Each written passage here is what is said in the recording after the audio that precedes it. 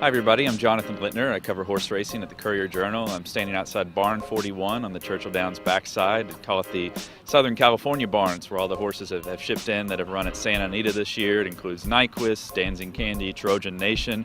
The last two, which we saw for the first time today out on track at Churchill Downs during the 8:30 to 8:45 period for Kentucky Derby and Kentucky Oaks horses. I can say that one looked much better than the other. Trojan Nation got on track for the first time. He got hot. He was sweating. He was a handful. He wanted to run off from his rider, who said as much when he came back. That's going to be the first maiden in the Derby since 1998. A horse that he has a good pedigree. I'm not so sure that he has the seasoning or the readiness to run in the Derby. We'll see. He could be very well the longest shot or second longest shot in the field. Dancing Candy, however, he looked a picture. He was great. He jogged around once. He galloped around once. It looks like he's held his weight from the Santa Anita Derby. It's a race where he set very fast fractions in the slop under Mike Smith, Hall of Fame jockey, who just went a little too fast in that race. They burned him out. He's come back well. Trainer Cliff Sice said afterward he's coming into the Derby strong, held his weight. And Cliff, he's a Derby newcomer, but I guess the most interesting thing about him was that he doesn't seem so enthusiastic about being here. It's just another race. Well, I mean, I'll get excited maybe on the walkover. You know, the best horse race in the world, but it is another race, you know.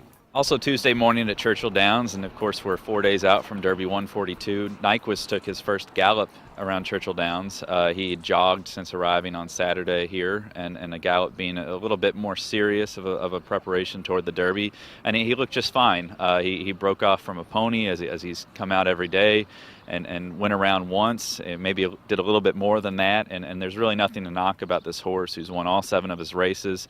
I think there's been a lot of talk of him being an undeserving favorite or a disrespected favorite, but I think now that he's here at Churchill Downs and he's in front of more people, they're going to say, well, maybe he is going to win the Derby, and maybe we should wake up to the fact that he is the best horse in this field.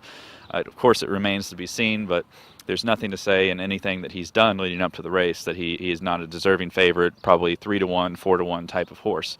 In another activity this morning, Lonnie, the UAE Derby winner, he put in his final breeze toward the Derby a day earlier than expected. We thought he would go Wednesday at about 3 furlongs, but today he went 5 furlongs and 101 flat. It was his first actual move at a speed comparable to other rivals in the Derby in terms of a morning workout. Now, last week we saw his jockey fly in from Japan. They had planned to do the 5 furlong workout then, and the horse, he's by Tappet, known for producing uncooperative colts, I guess you could say. He just didn't want to do it. It turned into a 3 furlong breeze. It was a very slow time. So it's reassuring to see him do that sort of thing, whether it's too close to the Derby to see him coming around. He hasn't been the most disciplined horse on track, but he has a different kind of training regimen than the rest of them, and I don't know, maybe factors into the exotics because of that. Again, my name's Jonathan Littner. We're back here on the Churchill Downs backside every morning leading up to the Derby. Read more at courierjournal.com, and thank you for watching.